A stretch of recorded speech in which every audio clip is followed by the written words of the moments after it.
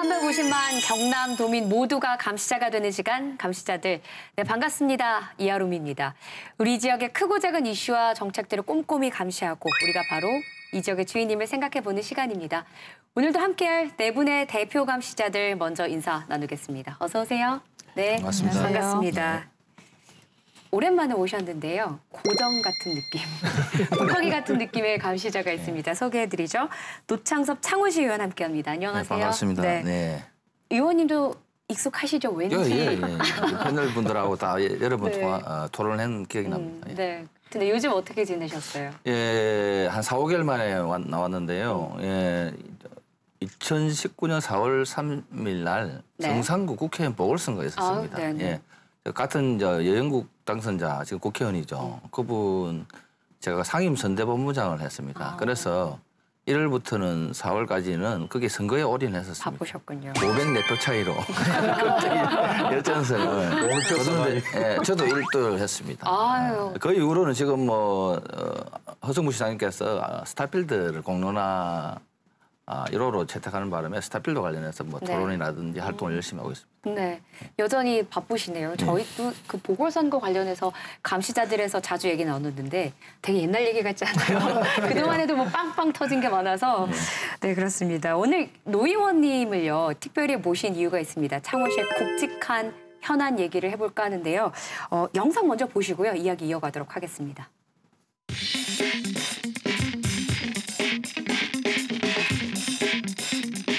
산업을 키워나갈 수 있도록, 그래서 제조업과 결합된 동부가 물류산업의 중심지로 부산과 함께 시너지 효과를 낼 수 있도록 그렇게 만들어 가야 된다고 생각합니다.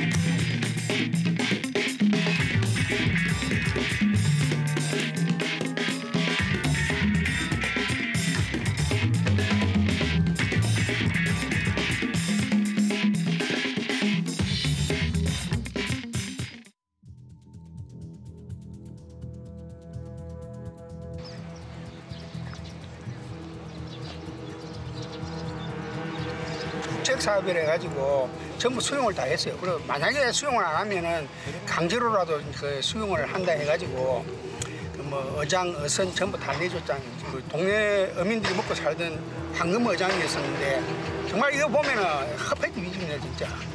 안 잡히는 고기가 없었습니다. 뭐 전어도 나가면 뭐 하루 나가면 뭐 웬만큼 물차 한 물차 두 물차 채할 정도로 그렇게 우리 아버님들이 잡아오고 그랬는데 지금은 하나도 없습니다. 아예 없어요. 이 신항은 1신항하고 바로 붙은 선상에서 작업이 그냥 연결됩니다. 같이 붙어 있습니다. 이것 때문에 지금 이 동네가 이 지역들이 항폐가 가고 있다고요. 이런 것도 알아야 된다고. 그러니까 뭐 이 신항이 들어도 왜 들어와야 되는지 왜 못 알아가는지 그런 이유부터 알아야 돼. 너무나 이 지금 청정역이 항폐해지겠다고요.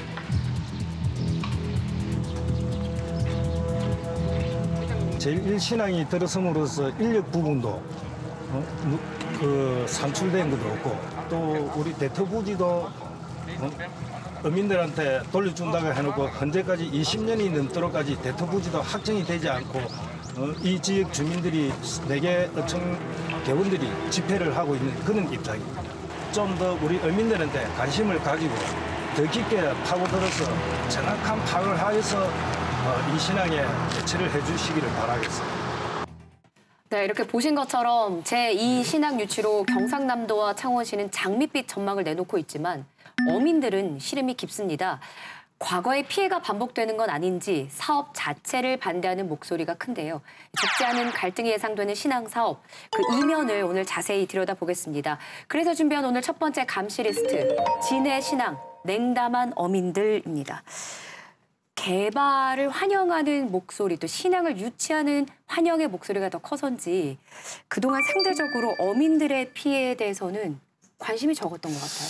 그러니까 고충이 심했을 거예요. 약 15년으로 돌아가면 2003년 10월부터 이제 신항만 공사 시작해가지고 땅을 파지 않습니까? 준설도가 생기는데 네. 그걸 웅동 투기장에 이제 준설했습니다. 그러면은 그 준설토에 영양 물질이 있어가지고 온도가 상승되지 않습니까? 그게 환경 오염부터 시작이 됐습니다. 그리고 신항 개발로 인해서 이미 조업 구역이 40%대로 줄어들었고요. 그다음에 제2신항이 들어서면은 진해에서 조업 가능한 게 약 5% 미만으로 줄어들어 버린 거거든요. 그리고 지금 이 신항은 이제 부산 쪽이 아니라 창원 100% 창원 땅입니다. 그렇기 때문에 지금 도지사가 얘기한 것처럼 지금 컨테이너 물동량이 세계 6위 정도인데 이거 이제 동부가 최대 항만으로 세계 3위까지 올리라고 하는 거거든요. 그 얼마나 많은 큰 배가 지나다니겠습니까? 그렇다면 그 큰 배가 지나가면 이제 5% 이하로 더 줄어들이는 거죠. 그러면 지금 어획을 하시는 분들이 한 선박이 한 1,000여 정도 되는데 이분들 어업인들 그다음에 가족들 생계가 엄청나게 불안한 실정인 거죠. 네, 그래서 지금 일부 어민들이 시위까지 하고 있는 상황인 건데 제2신항 유치가 발표된 다음에 어민들이 시위를 하니까 혹시 이게 2신항과 관련된 건가라고 생각하실 수도 있는데 이 얘기는 이제 10수년 전으로 거슬러 올라가서 그때부터 짚어봐야 하는 얘기입니다. 그러니까 1신항 건설 때 약속된 보상 절차가 아직까지 해결이 안 된 거잖아요. 네.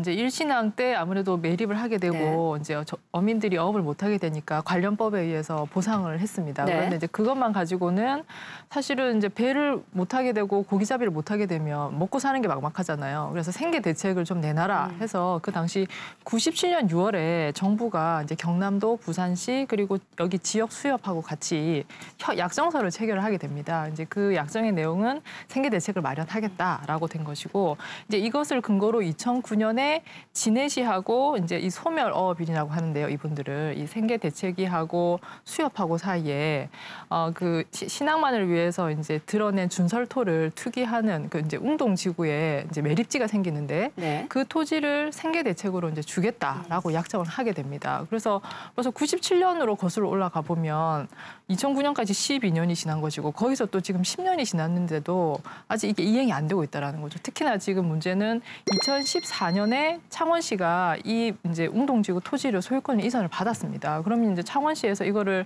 보상을 이행하면 될 텐데 지금 여러 가지 문제가 깔려가지고 전혀 이행이 되지 않고 있는 거거든요. 기존에 있던 법을 가지고 추진을 하다 보니까 어민들에 대한 피해라든지 어업거리라든지 소멸업이라든지 이런 피해에 대한 대책과 지원 법률이 명확하지 않는 겁니다. 그러다 보니까 생계 대책을 요구하는 어민들은 해상 시위를 한다든지 관계기관에 찾아가 상의를 한다든지 이렇게 함으로써 해서 생긴 이제 특별한 협약을 통해서 아까 말씀드린 소멸업인에 대한 보상을 네. 했던 것인데 아까 말씀드린 대로 이 협상하는 과정에 구 진해시라든지 지금은 창원시입니다만은 경자청이라든지 해수부라든지 몇 번 협약을 반복하는 과정에 갈등이 심각했었습니다. 그래서 이 문제 아직도 이제 해결이 안 되고 있고요. 오늘 현재까지 창원시청 앞에 어민들이 집단 민원을 제기하고 있는 상태입니다. 그래서 근본적으로 보상 가격의 문제부터 여러 가지 의견이 있지만 기본적으로 저는 앞으로 제2신항을 발표했지 않습니까? 네. 예, 김경수 지사님께 말씀하신 대로 저는 제2신항도 추진하게 된다면 반드시 가칭 부산 창원 신항 건설 지원 특별법이라든지 법을 만들어서 기본 계획 설계할 때부터 어민들 피해부터 여러 가지 문제에 대한 지원하고 보상하는 법 그리고 사후 관리까지 하는 반드시 법률 제정이 시급하다 그렇게 말씀드리고 싶습니다. 네. 지금 의원님께서 잠깐 말씀하셨지만 이제 이 보상이 늦어지고 왜 이게 수십 년이 이제 10수년이 지나도 이게 제대로 해결이 안 되느냐라는 게 이제 근본적인 문제를 보면 가장 핵심적인 문제가 이건 것 같습니다. 창원시로 이제 2014년에 이 땅이 넘어왔는데 그래서 이 땅을 실제 피해를 보신 어민들한테 주는 방법을 놓고 뭐 이제 이걸 환가해서 돈으로 주는 방법, 땅을 주는 방법 여러 가지 논의가 되고 있습니다만 문제는 이게 가격이 맞아야 되거든요. 근데 이제 어업인 분들은 창원시가 이 땅을 받았던데 그 원가 기준으로 그냥 그대로 우리한테 넘겨달라는 취지이신 것 같고 창원시는 2014년에 이 땅을 받아가지고 감정평가를 했습니다. 근데 그 전에 해수부, 경상남도 그다음에 창원시로 넘어오는 과정에서는 이게 평당 한 2만 원 정도에 이제 이렇게 넘어왔는데 2014년에 창원시가 이걸 감정을 했더니 평당 26만 원이 나오는 거예요. 땅값이 뛴 거예요. 네, 13배가 뛴 거죠. 네. 그러니까 창원시에서는 법률상 이게 공유재산이기 때문에 우리 마음대로 그렇게 염가에 줄 수가 없다. 감정가대로 할 수밖에 없다라고 얘기를 하고 있는데 이제 여기에 이제 더해가지고 또 추가로 나오는 얘기가 이걸 이제 조성하면서 들어간 도로비라든지 복토비라든지 이런 이제 공사 원가를 추가를 하게 되면 이게 이제 총 금액이 89억에서 150억으로 뛰는 거예요. 근데 주민들 입장에서는 이제 법이 그렇다 할지언정 애초에 이 땅이 우리하고 약속된 바, 그다음에 또 이게 조성되게 된 계기가 보상을 위해서 한 거라면 거기에 이익을 남기지 말고 줘야 되는 게 맞는 거 아니냐라고 하면서 좀 대립하고 있는 상황입니다. 그러니까 이게 정리를 하면 그 웅동지구라는 큰 넓은 매립지가 있는데 거기에 어민들이 권리만 갖고 있다가 이제 실제로 땅이라는 거를 받으려고 하는데 그 땅을 얼마에 살 것이냐, 그렇죠. 평당 얼마냐. 이게 지금 전혀 맞지가 않는 거네요. 의견이. 창원시는 이제 감정가를 네. 이야기를 하고 그다음에 조성하는 조성원가까지 포함하는 그런 이야기를 하고 있는데 어민들이 생각할 때는 이 토지는 보상 개념이 들어있기 때문에 그 주변 시세와 똑같이 다른 거와 똑같이 이렇게 창원시가 요구하는 것은 원칙이와 맞지 않다 이렇게 판단을 하고 있고요. 제가 생각해도 어민들을 이야기에 좀 더 설득력이 있는 것이 아닌가 이런 생각이 드는데 창원시가 좀 합리적으로 생각해 봤을 때 창원시가 사들였던 그 원가에다가 법정 뭐 이자라든지 세월은 그런 정도로 해가지고 어민들한테 돌려주는 것이 원취지의 이 토지로 인해 가지고 그 차액을 주민들한테 보상해주는 그런 취지하고 좀 맞지 않을까 그런 생각을 가지고 있는데 이 감정가를 내세우는 또 창원시 나름대로의 또 고충은 있지 않을까 이런 생각이 드는데. 예, 지금 이게 이제 뭐 조금 전에 말씀하신 그런 방식의 문제도 있지만 이게 이 220평방미터인데요. 이 부분을 개발할 때 민자를 유치했다는 겁니다. 원인 중에 하나가 부산 진해 경제지역으로 지정되면 외국인 투자도 가능하게 되는 부분인데 이게 진해 옵션이라는 민자 사업을 개발했거든요. 네. 이 지분의 64% 경상남도 나머지 30몇 % 창원시가 가지고 있는데 이것도 우리가 홍준표 지사 시절에 글로벌 테마파크 만든다고 또 시간을 막 끌었습니다. 민자를 제가 국제적인 글로벌 테마파크 만든다. 그러면서 또 시간은 연장되는 부분도 있고 진해 옵션 입장에서 민자가 이렇게 공영 개발을 한다면 앞에 말씀드린 대로 그렇게 해서 시가 조금 손해를 보더라도 어민들 피해를 또 우선하면 되는데 이 진해 옵션이 민자다 보니까 수천억을 투자했다. 3,400억짜리 사업이거든요. 네. 그럼 뭐 소멸업이 된 피해 보상이 늘어나면 진해 옵션이라는 게 민간 기업의 이익이 줄어드는 문제가 있지 않습니까? 그렇다 보니까 진해 옵션에서 동의하지 않고는 이게 피해업인데 돌아갈 수가 없습니다. 매각이라든지 절차가. 그러니까 이 또 사실 이 땅에 보니까 용도가 숙박시설이 들어가야 되더라고요. 그러면은 어민들이 이제 여기에도 호텔이나 리조트나 뭐 숙박시설을 지어야 되는데 돈이 없지 않습니까? 일단 그런 문제. 그러니까 여러 가지 이 어민들에게 좀 불리한 상황이 아닌가 생각이 되고 그리고 20여 년 동안 땅을 못 받았지 않습니까? 그러니까 이 사람들이 권리 지분만 있는 거예요. 그러니까 이거를 땅을 못 받으니까 급하니까 돈도 필요하니까 다른 사람들 권리나 지분을 판매하기 시작했어요. 이 사람들이요. 그러니까 보니까 형법상 보니까 이게 사기죄 된다라고 얘기를 하시더라고요. 그랬기 때문에 신고를 해서 검찰 조사가 들어갔어요. 이제 어업인들이 검찰 조사까지 받게 되는 시점이 됐고 검찰 조사가 들어가니까 이제 창원시청이 움직이기 시작했어요. 이제서야. 그러니까 여러모로 어민들이 계속적으로 피해를 보고 조사도 받고 검찰까지 넘어가는 상황이 돼버린 거죠. 그러니까 어민들은 협약을 할 때 그 땅에 대한 권리를 받고 이게 언젠가 이제 내 땅이 되겠지 기다렸지만 이렇게 오래 걸릴 줄은 몰랐던 그렇습니다. 거죠. 예, 예. 그동안 생계는 막막하니 그렇죠. 누가 사겠다고 하니 이게 이제 팔면서 검찰 수사 대상이 된 건데 KBS 뉴스에서도요. 이 사안에 대해서 자주 다뤘습니다. 보도 내용 보고 저희 또 이야기 이어가도록 하겠습니다. 진해 웅동지구 골프장과 맞닿은 바다 매립지입니다. 1지구 전체 개발 면적의 약 5%에 이르는 11만 2천 제곱미터. 이곳은 바다 매립으로 삶의 터전을 잃은 어민 401명을 위한 생계용으로 지정됐습니다. 창원시 소유인 이 땅에 어민 대책위가 숙박시설을 짓고 조성 원가를 지불하면 소유권을 이전받기로 한 겁니다. 하지만 골프장 외에 주변의 각종 개발이 지연되면서 황무지로 방치되고 있습니다. 그 사이 고령의 어민들은 보상도 받지 못한 채 하나둘 세상을 등지고 기다리다 지친 일부 어민들은 소유권 이전도 이뤄지기 전에 땅 지분을 한 명당 최소 2,400만 원 정도에 팔기도 했습니다. 지금까지 확인된 것만 전체 어민의 절반인 200명이 넘습니다. 어민 생계대책위가 이 같은 사실을 안 건 지난 2017년 8월. 대책위는 어민 생계용 땅이 부동산 투기용으로 거래되고 있다며 땅 소유주인 창원시를 찾아 수차례 대책 마련을 촉구했습니다. 사실 이렇게 전면 부분이 있기 때문에 당신들이 단속을 하라. 그러니까 우리 보고 그 근거 자료를 가져오라. 하지만 창원시는 오히려 대책위에 공문을 발송하며 책임을 떠넘겼습니다. 이 같은 거래 행위가 형법상 사기죄가 될 수 있으며 문제가 발생하면 창원시는 어떠한 책임도 지지 않겠다는 겁니다. 거래가 2년 가까이 계속된 동안 실태조사 한번 하지 않았습니다. 수사를 하면 대상을 지내줘야 된다니까. 커다라 조사해 주세요. 이거는 할 수가 없다는 거죠. 이달 초 검찰이 수사에 착수하자 창원시는 뒤늦게 실태조사에 나섰습니다. 20년 넘은 개발 지원과 창원시의 외면 속에 어민들은 삶의 터전을 잃고 이제는 검찰 수사까지 받아야 할 처지에 놓였습니다. 이 일에 이제 부동산 업자나 심지어 조합 관계자들도 이렇게 연관이 돼 있다는 소문이 파다했거든요.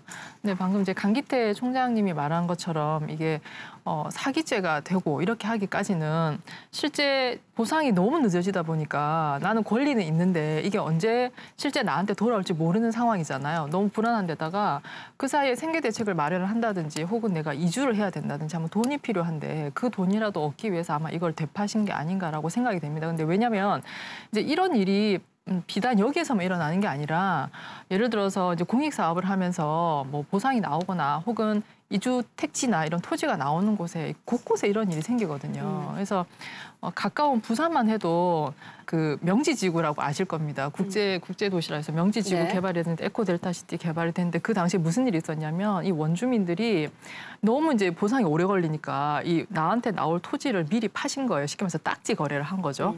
딱지 거래를 했는데 막상 토지가 조성되고 보상이 나올 시점이 되니까 토지 가격이 훨씬 많이 뛴 거죠.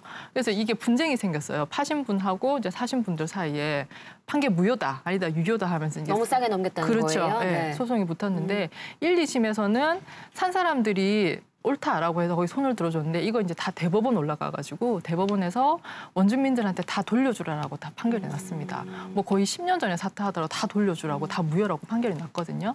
그래서 지금 이런 보상 관계된 토지들이 그 판결 이후로 굉장히 복잡한 소송들이 다 얽혀 있어요. 그래서 이 지금 이제 그 진해 어민들 같은 경우에도 똑같은 법이 적용되진 않겠지만 이분들은 법령에 의해서 이걸 받으시는 게 아니라 협약에 의해서 받으시는 거라서 강제하는 규정은 없겠지만 제가 예상키로는 이후에 굉장히 복잡한 소송이 벌어질 수가 있다라고 보이고 특히나 보상이 뭐 제때제때 이루어져야 이게 보상이지 10년, 20년 지나고 나서 이루어진 보상은 이제 제 경험으로 볼 때는 이거는 보상이 아니라 거의 재앙이고 불행의 씨앗이고 분쟁의 씨앗이다 이렇게 보입니다. 주민들 입장에서 이제 공무원들에게 좀 원망을 일에 하게 되는 이유가 이 어민들의 토지 보상용으로 됐는데 이제 창원시가 자기 소유처럼 민간인들에게 마음대로 뭐 팔겠다라든지 또 뭐 그리 가는 거 그다음에 경남개발공사 하고 이 또 협상 문제가 지연되고 이러면서 계속 늦어졌거든요.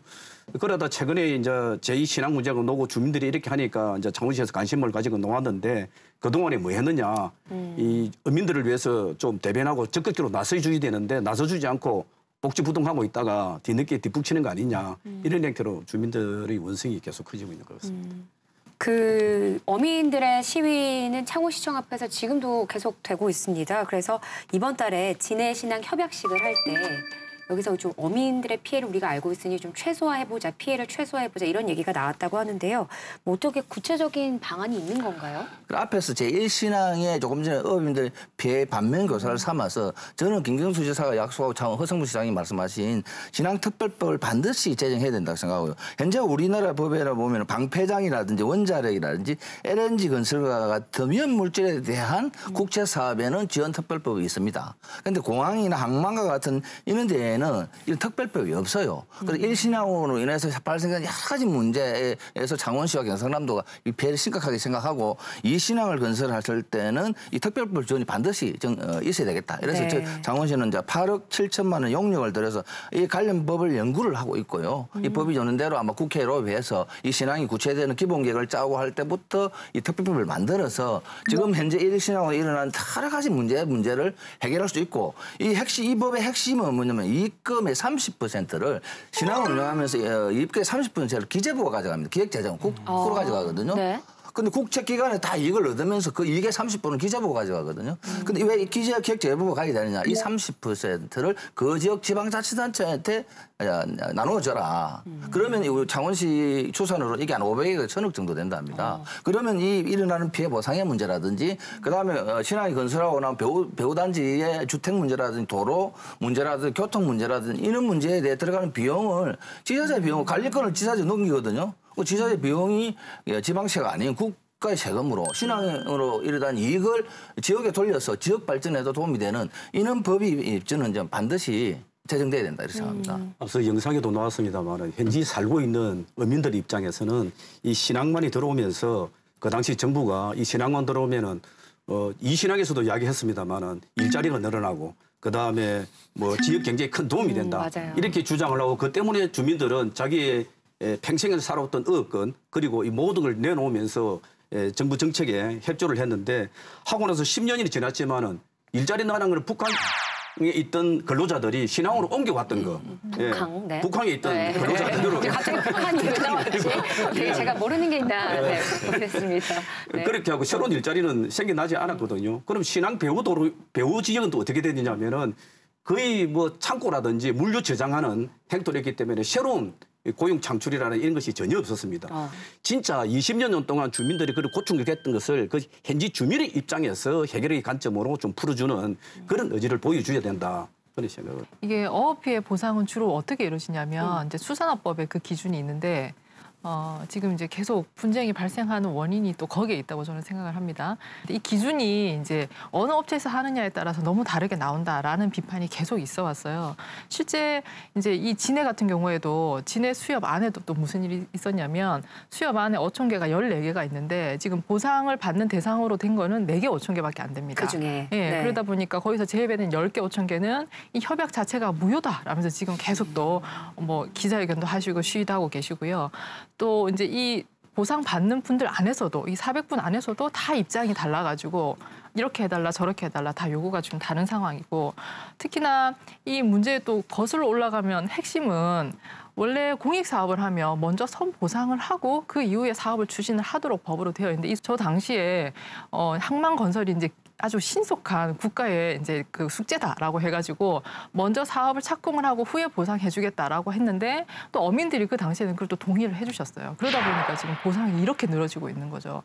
그래서 이제 그 해양수산부에서는 이번에 어업 피해 조사 표준 지침을 만들면서 아예 선 보상으로 못을 받겠다라는 취지로 이제 얘기를 하기도 했는데 실제 이제 부산 같은 경우에도 보면 어민들 피해 보상이 나와가지고 토지가 나오거나 부동산이 나온 경우에 뭐 거의 20년이 다 된 지금까지도 소송을 하고 있는 경우들이 많거든요.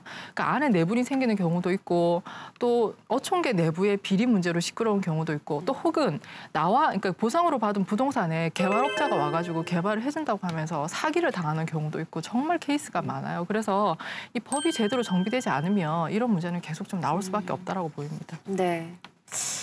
제2 신항의 발전을 위해서 부산시와 상생 협약을 맺은 경상남도 하지만 정작 그 바다를 지켜온 어민들은요 못 살겠다 이렇게 외치고 있는 상황입니다. 경제 논리보다 지역의 위상보다 중요한 게 무엇인지 다시 한번 생각해 봐야 할 시점입니다. 어민들의 고통이 되풀이되지 않도록 지자체와 관련 행정에 책임 있는 행보 이제 기대하도록 하겠습니다.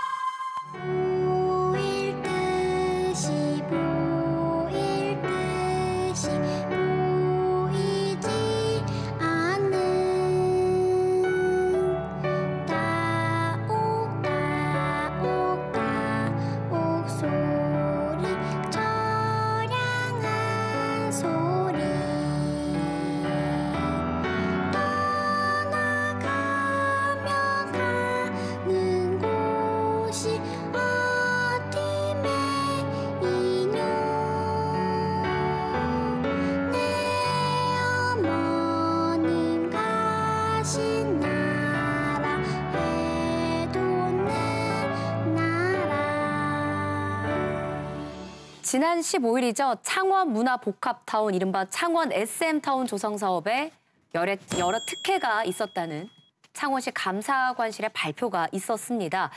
사업 초기부터 끊임없이 제기되어 온 여러 의혹들을 창원시 스스로가 위법했었다, 특혜였다 이렇게 처음으로 인정하면서 파장이 예상됩니다. 자세히 알아보겠습니다. 그래서 준비한 오늘 두 번째 감시 리스트, SM다운 특혜, 혹시나 했는데 역시나입니다. 사실 SM타운 특혜 의혹 문제는 저희 감시자들의 감시 역사와 함께했다 해도 과언이 아닙니다. 여기서 처음 단독으로 의혹을 제기한 사안도 많았고요. 그때 저희가 한참 이상하다 이렇게 제기하다가 이제 강기태 씨 고소당하셨던 기억도 있고요. 네, 어제 동지입니다. 1억 원의 민사소송을 당했던 창원시로부터. 창원시 김동수 의원과 노총수 의원, 그다음에 KBS까지 약 5억 원의 손해배상 소송이 있었죠. 제가 이제 노동운동하고 정치하면서 고소가 받은 많이 당하고 조사는 많이 받았습니다. 1억 원의 손해배상 소송은 제가 처음 받았습니다. 제가 우리 공직자다 보니 재산 신고하는데 내 재산이 2억 얼마밖에 안 됩니다. 그러니까 절반이 날아가는 아픔, 제 절반이 날아가는 아픔이 있을 정도로 큰 충격이었죠. 그러나 뭐 저는 정당했기 때문에 이 반드시 진실을 밝혀진다고 생각했습니다. 그런데 이번에 우리 김동수 감사관이 체험하고 진실이 밝혀졌다 이렇게 보고 있습니다. 네, 그러니까 저희는 이제는 좀 지난 얘기에서 웃으면서 얘기하지만 이 창원 시민들이 받은 피해나 그때의 불합리성을 생각하면 저희가 오늘도 화가 나지 않을 수가 없습니다. 자세히 하나하나 살펴보도록 하겠습니다. 이번 감사 결과 나오기까지 창원 SM타운 어떤 의혹들이 있었는지, 어떤 문제가 있었는지 영상으로 준비했습니다. 보고 이야기 이어가죠. 내년 4월 완공 예정인 SM타운은 안상수 전 창원시장이 추진한 대표적인 민간 투자 사업인데요. 획기적인 도약을 위한 SM 문화복합타운 조성 계획에 대해 말씀드리겠습니다. 문화관광도시 창원을 꿈꾸며 SM 엔터테인먼트와 함께 한류 체험 공간을 만들기로 한 이 사업. 그러나 사업 초기부터 과도한 주상복합 건설 계획으로 부동산 개발 의혹을 받아왔는데요. 뿐만 아니라 창원시가 사업자의 아파트 건설을 위해 시의회 승인도 없이 각종 규제를 완화해주는 등 특혜 시비가 끊이지 않았습니다. 그러나 특혜는 없었다고 부인해온 창원시. 자꾸 특혜 의혹을 제기하고 이렇게 하다 보면은 SM이 자기들이 특혜 의혹을 받으면서 들어오겠습니까? 그러니까 그런 걸 생각해서 좀 큰 그 대의를 위해서 좀 엔간한 거는 이렇게 좀 넘어가줘야지. 창원시의 협박에도 불구하고 감시자들은 지난 2년여 동안 SM타운 문제를 집중 취재해 왔는데요. 그 결과 사업자 아티움시티 관계자들이 악덕 철거업체였던 다원그룹과 관련이 있다는 사실을 최초로 밝혀냈습니다. 흔히 말하는 조직폭력배들이 그 사업에 기업 활동에 참여를 하면서 사람이 죽은 것뿐만이 아니라 그 철거 현장에 들어가서 그 막 주민들을 상대로 막 성폭행, 막 일반적인 폭행, 그리고 뭐 그런 것들이요. 마침내 2017년 경상남도가 이 수상한 사업에 대해 특정 감사를 실시했고 2018년에는 시민고발단 300여 명이 창원시 공무원을 고발하는 등 진실을 밝히려는 움직임은 계속됐습니다. 그리고 지난 15일 특혜 시비 3년 만에 창원시가 SM타운 감사 결과를 발표했는데요. 당초 의도된 민간 투자 사업의 취지와는 다르게 공익성이 결여된 사업 시행자의 수익 사업으로 변질되는 결과를 초래했습니다. 점검 결과 절차상 하자와 협약 불공정을 포함해 총 11개의 문제가 지적됐는데요. 사업자가 시유지를 싼 값에 매각할 수 있도록 또 주상복합 아파트를 지어 엄청난 개발 이익금을 편취하도록 창원시가 행정 지원한 정황들이 이제야 낱낱이 밝혀진 겁니다. 시와 시민의 이익보다는 사업자의 이익을 쫓았던 SM타운. 이제 의혹의 고리를 끊고 무사히 완공될 수 있을까요? 앞서 잠깐 화면에 나갔는데 전 그 안상수 시장이 뭐 엔간한 건 좀 대의를 위해서 봐달라셨는데 엔간했어야 봐주시 지금 이게 한두 개가 아니어서요. 노 의원님 좀 잠깐 정리를 해볼까요? 한 뭐 공식 발표된 것만 11개 가지고요. 제가 봤을 때는 뭐 워낙 많아가지고 제가 이게 특혜와 위법의 백화점, 감사관실에 발표한 거면 총체적 위법 사항이고 저는 이제 SM을 가장한 부동산 개발 사업이라고 딱 단정지어서 이렇게 말씀드리고 있었습니다. 절차적으로는 공모 과정부터 사업자 선정 과정, 또 사업자의 조금 전에 방송에 나왔습니다만은 도덕성에 문제 있는 기업이 뭐 자격도 없는 기업이 들어온 것부터 또 사업자를 선정하고 행정 절차를 이행하는 과정에 미관직을 해제 아파트를 지을 수 없는 땅에 아파트를 짓게 한다, 주상복합 아파트를 짓게 한다든지 여러 가지 문제가 많았습니다. 최근에 문제됐던 것은 그 지하에 쓰레기가 옛날에 그 생활 쓰레기 매립장이었거든요. 그건 아직까지 감사가 안 나왔습니다. 조사 중인데 쓰레기까지 처리까지도 불법성이 있었다. 그 주변에서 좀 이번에 좀 속 시원한 결론이 나왔다. 왜냐면 창원시가 지난날에 행정의 과오를 인정한 것이기 때문에 그런 얘기들을 하시는데 이 특혜 인정 어떻게 보세요? 그러니까 하나둘씩 이제 사업자 선정부터 한번 들어가 볼게요. 네. 가장 문제된 게 처음에 이제 창원 아티움시티입니다. 이거 이제 건소시움으로 들어왔죠. 2개가 들어왔습니다. 주식회사 리얼티 플러스가 들어왔고 거기에다가 CG종합건설이라고 들어왔습니다. 그리고 운영사가 SM 엔터테인먼트입니다. 그러니까 리얼티 플러스부터 시작해보죠. 그럼 대표이사가 이세종이라는 분입니다. 자, 이세종이라는 분을 딱 보니까 평택 기반의 정치인인데 이분을 경남까지 끌어들였다. 보시면 될 것 같고. 그래서 사업자 선정할 때 2016년 4월에 이 사업자 공고 입찰을 냅니다. 그런데 2016년 1월 달에 이세종이라는 사람이 대표이사로 딱 등록이 되죠. 그러니까 또 사업자 공모할 때 입찰할 때 공모 준비 기간을 41일밖에 주지 않았습니다. 이게 수천억 단위의 인데 계획을 하는데 41일밖에 주지 않았다. 그래서 결과적으로는 단독 입찰이 된 것입니다. 그래서 리얼티 플러스 왔고 그리고 종합건설인데 CG 종합건설 이 배우를 파보니까 이거는 전부 다 리얼티 플러스와 CG 종합건설이 돈 주머니가 실소유주 보니까 다원그룹이에요. 이 다원그룹은 뭐냐면 780대 악덕 철거업체거든요. 그 회장이 이금열이라는 사람입니다. 그러니까 리얼티 플러스의 실소유주는 이금열의 친동생, CG종합건설은 이금열의 둘째 동생입니다. 이렇게 자기 집안사업이에요. 집안사업이고 SM 엔터테인먼트는 운영사는 자기네들이 좋은 거 20년 뒤에 기부채납하고 운영 수익을 다 가져가기 때문에 자기네들 안 할 이유가 없게 되는 것이거든요. 파령동의 노른자 땅, 평당 1,000만 원 하는 이 노른자 땅을 이제 미간직으로 해제해가지고 용적률이 공동주택 들어가면 210%에서 250%인데 3배로 올렸습니다. 680%까지 올렸거든요. 해제함으로써 이것도 시의회 의결 절차를 무시했습니다. 맞아요. 그러니까 시장이 자치단체장이 시의 중요 재산을 임의대로 처분한 위법상 요거 부당한 사업이다. 절차상 하자를 떠나서 금전적인 문제만 해보겠습니다. 금전적인. 이게 이제 오피스텔 52세대하고 아파트 1132세대의 개발 이익금이 저게 금정단에서 회계사나 건축사 분석을 해보니까요, 약 2천억이 넘는다고 되어 있습니다. 그러면 이제 주차장하고 SM타운을 건설하는데 1,000억이 들어갑니다. 그럼 1,000억에서 1,100억이 이익이 남습니다. 조금 전에 지적한 대로 사용 수익권이 바로 기부 체납도 하는 것도 아니고 20년 뒤에 기부 체납하고 또 운영권까지 했을 때 우리 감사 결과 보면은 800억이 이익이 난다고 SM타운이 준다고 돼 있습니다. 그다음에 아까 땅값 부분도 약간의 뭐 기준에 따라 다르지만 어쨌든 현재 감사관실 기준으로 보면 100억 이상의 헐값을 팔았다. 그럼 대략적으로 계산하면 이 특혜 위법을 통해서 민자개발 사업자에게 2천억 이상 20년 운영하면서 이익금이 간 거예요. 이거 어마어마한 겁니다. 그리고 말씀드린 그 사업 수행자가 도덕적으로 문제가 있고 그리고 그 자격 요건도 안 된다.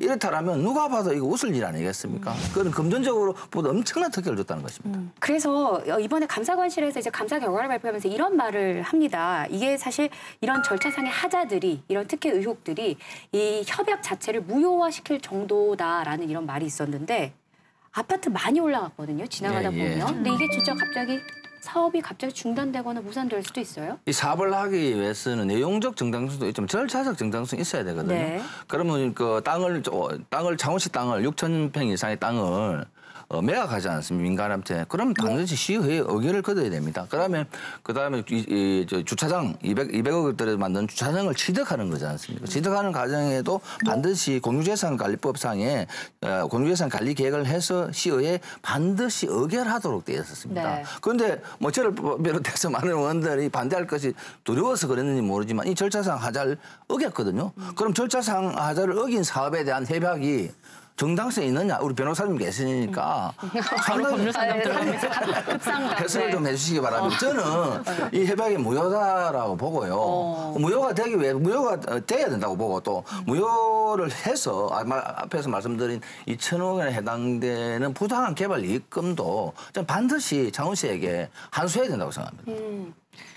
뭐 다른 것도 아니고요. 이제 시의 자산을 파는데 의회의 의결을 거쳐야 되는 자산을 거치지 않고 팔았다는 거는 뭐 이게 어려운 법 논리를 떠나서도 상식적으로도 이게 큰 문제가 있다라고 예상이 되시잖아요. 근데 이제 이걸 법률적으로 풀면 중대 명백한 하자면 우리 무효로 보거든요. 네. 근데 거기서 조금 낮으면 이제 취소 사유에 불과한데 이거는 거의 제가 보기에는 무효 사유라고 보입니다. 그래서 이렇게 되면 아무리 절차가 어느 정도 진행됐다 하더라도 법적으로 다투면 저는 무효로 돌릴 수 있다. 근데 다만 이미 아파트가 올라갔기 때문에 그 아파트 이제 분양 받으신 분들을 보호하기 위한 그 장치 정도는 좀 생각을 해야 된다. 혹은 법원에서 그분들의 손해를 감안을 해서 판단을 할 수는 있다라고 그냥 예상은 됩니다만 그 아까 화면에도 나왔는데 지금 이제 사실은 무효 여부를 가지고 법원을 논하기 전에 저는 이제 방송에서 좀 얘기하고 싶은 게 이미 그 시민 고소인단에서 검찰에 고소를 해놨었단 말이에요. 그게 상당히 시간이 지났는데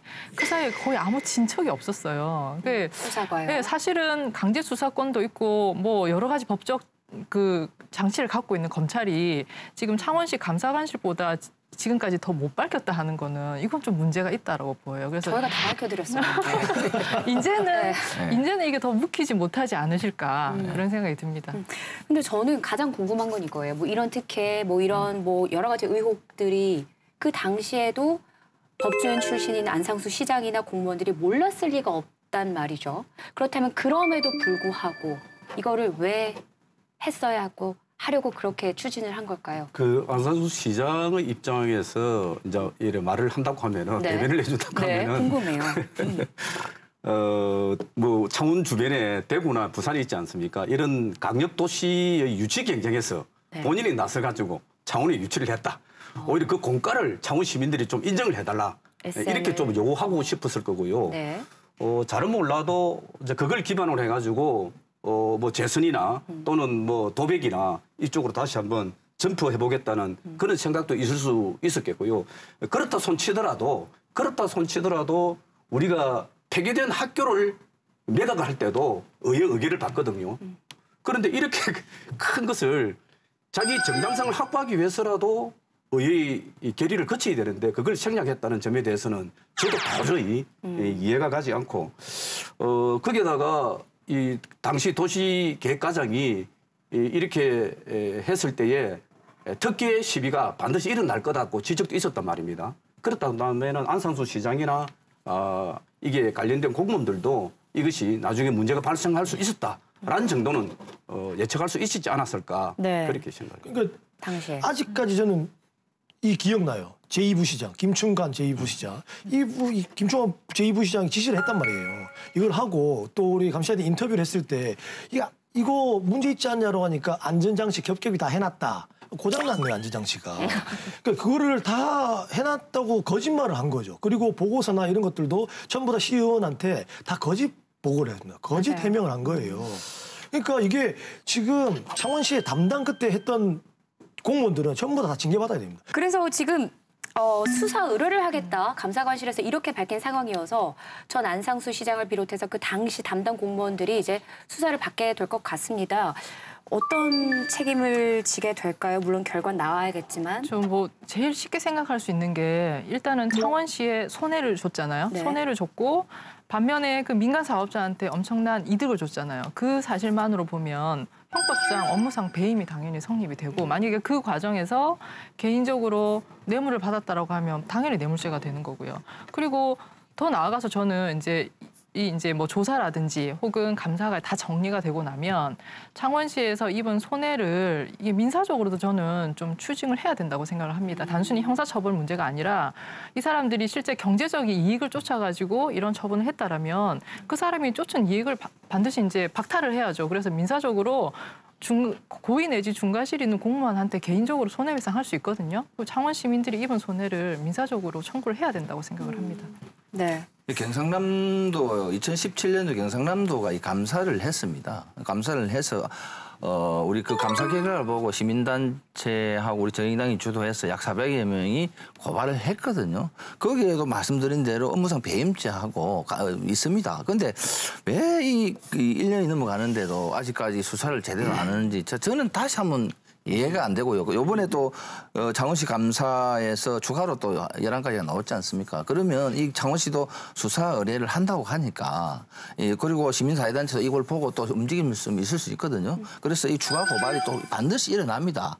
이런 만큼 검찰이 진짜 제대로 압수수색이라든지 강제 수사를 통해서 철저한 수사를 통해서 수사를 해야 된다고 보고요. 그 책임도 법의 위반 사항이 있다든지 그러면 반드시 처벌해야 된다고 봅니다. 네. 이 다른 입장에서 다른 관점에서 본다고 한다면은 이제 의결을 거치지 않은 이런 위법의 것은 지적을 할 수 있고 문제가 되지만은 이게 창원시에게 막연하게 손해만 끼쳤다고 하는 데에서는 다른 이론이 또 나올 수도 있습니다. 예를 들어요? 예를 든다면은 이 아파트가 들어서고 이 지등록소 문제나 이런 거는 다 또 세수로 들어오거든요. 네. 이게 안상수 시장이나 공무원 입장에서는 이런 대거가 들어서고 입전이 되면서 세수 정대에 대한 차원은 있다고 이렇게 또 변론을 할 수 있거든요.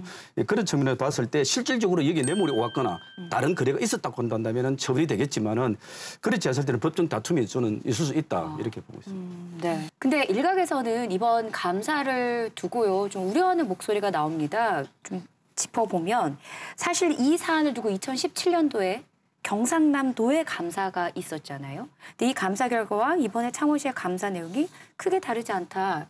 이중 감사 아니냐. 그럼 그때 감사해서 그때는 뭐 한 거냐. 이런 지적들이 나오거든요. 제가 그 감사 보고서를 쭉 비교를 해보니까 또 그렇게 볼 것은 아닌 것 같습니다.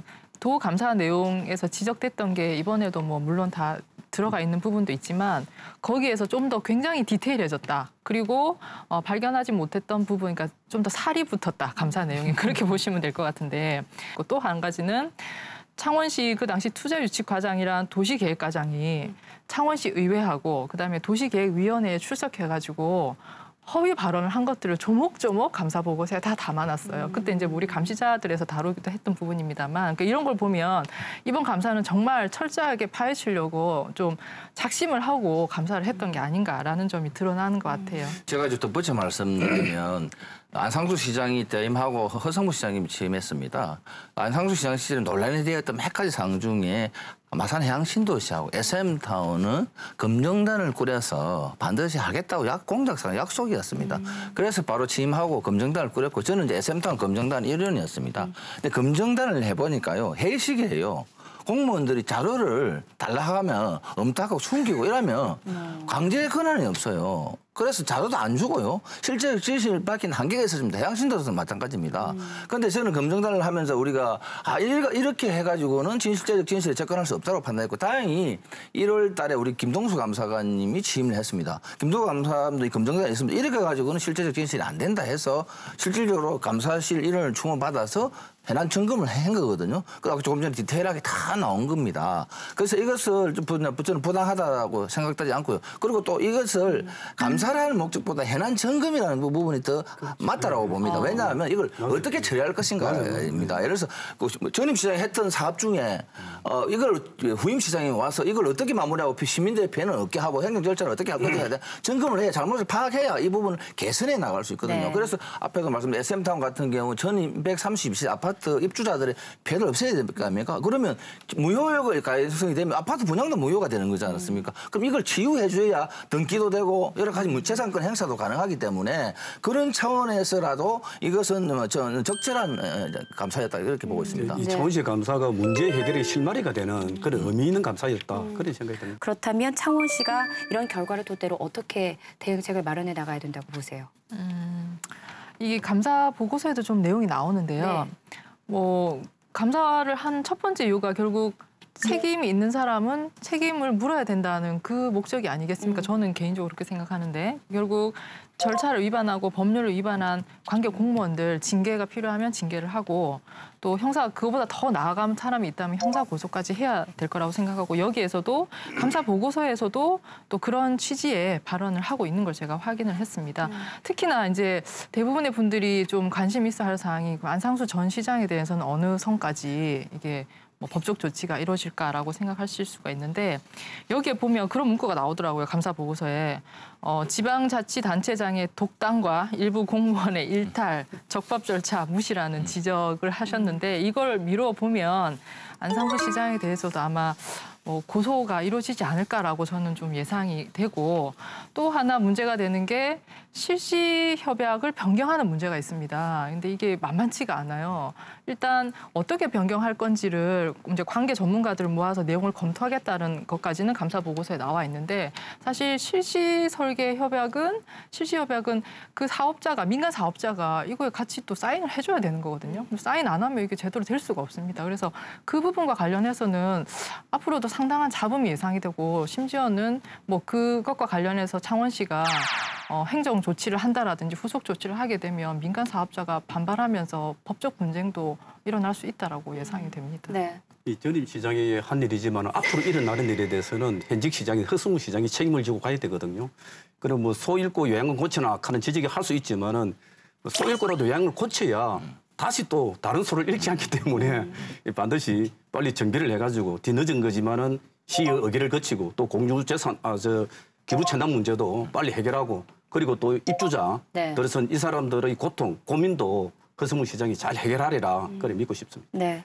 이제 지금 아파트 그러니까 수분양자분들의 피해 얘기를 우리가 계속 하고 있잖아요. 근데 물론 저는 그 부분에는 동의를 하는데 이제 그렇게 되면 또 하나의 문제가 이게 불법으로 점철된 행정행위가 사실 민원 내지는 그 이해관계자가 있는 분들의 이해 때문에 그대로 덮고 넘어가는 형국이 되어서는 안 된다는 말씀을 꼭 좀 드리고 싶고 수분양자들의 손해는 막을지언정 반드시 창원시민 전체가 입은 손해, 그러니까 창원시의 재산을 헐값에 팔았다든지 도시 미관을 해친 그런 부분에 대해서는 반드시 민사적으로든 형사적으로든 끝까지 책임을 물어서 이게 본보기를 삼았으면 하는 그런 바람이 있습니다. 네. SM타운 사업에 대해서 창원시가 특히 의혹이 제기된 지 거의 3년 만에 처음으로 속 시원한 답을 내놨습니다.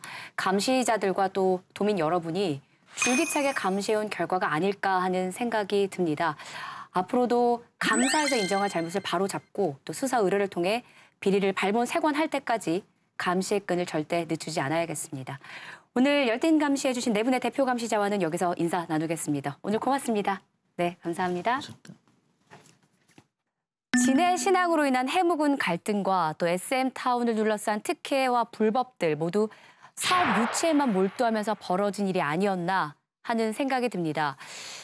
진정한 사업 성공과 또 지역 발전의 길은 지역민에게 먼저 손 내밀어서 상생법을 찾을 때, 또 행정 과오를 인정하고 바로 잡을 때 다시 열릴 겁니다. 행정에도 용기가 필요합니다. 감시자들은요, KBS 창원 홈페이지, 페이스북, 유튜브를 통해서 다시 보기 하실 수 있습니다. 350만 경남도민 모두가 감시자가 되는 날까지 늘 노력하겠습니다. 오늘도 함께해 주신 여러분 고맙습니다.